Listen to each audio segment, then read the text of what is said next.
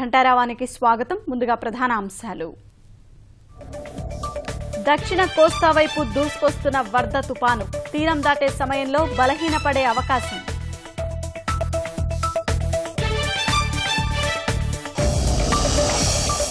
తుపానుపై ముఖ్యమంత్రి సమీక్షలు, అధికార యంత్రాంగం అప్రమత్తం, ప్రభావిత ప్రాంతాల్లో ముందస్తు చర్యలు.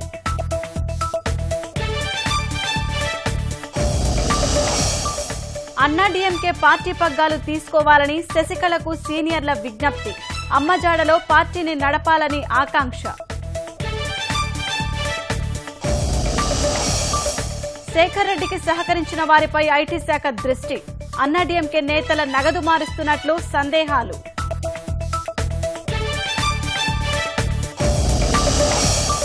పెద్ద నోట్ల రద్దు వల్ల భవిష్యత్ ప్రగతి బాట, నల్ల కుబేరుల్ని వదిలిపెట్టేది లేదన్న మోదీ.